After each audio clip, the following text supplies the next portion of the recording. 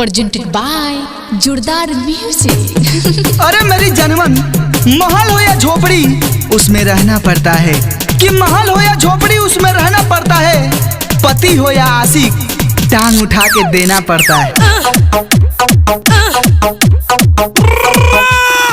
अरे पगली, मेरा सामान कोई कुरकुरा नहीं जो टेढ़ा है पर मेरा है, कि मेरा सामान कोई कुरकुरा नहीं जो टेढ़ा है पर मेरा है।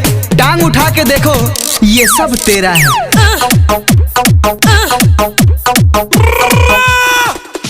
अरे पगली, क्यों टांग उठा के मेरा दिल जला रही है, कि क्यों टांग उठा के मेरा दिल जला रही है। देख कितनी होल हो गई है तुम्हारी, तू तो कई लोगों से मरा रही है।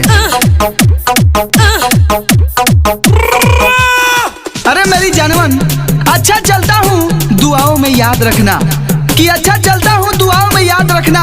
फिर शाम को आऊंगा ठपाठप करने, टांगे उठा के रखना।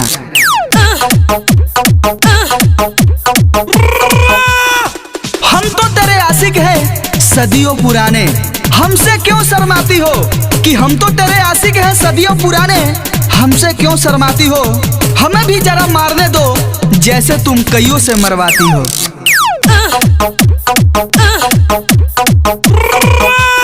अरे मेरी जनमन, कैसे तुम्हारी लेंगे ये मन में सवाल आता है, कि कैसे तुम्हारी लेंगे ये मन में सवाल आता है। टांगे उठा के ठोकेंगे ये ख्याल आता है।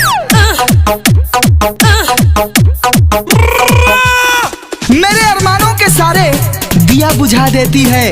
अरे दोस्तों, मेरे अरमानों के सारे दिया बुझा देती है। मेरी जीएफ जब देखती है अपनी टांगे उठा देती है।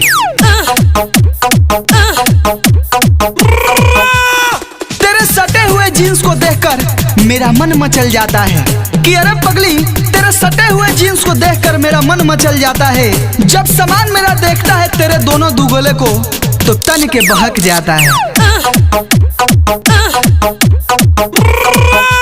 आते जाते ये पैगाम दे जाएंगे, कि अरे पगली, आते जाते ये पैगाम दे जाएंगे।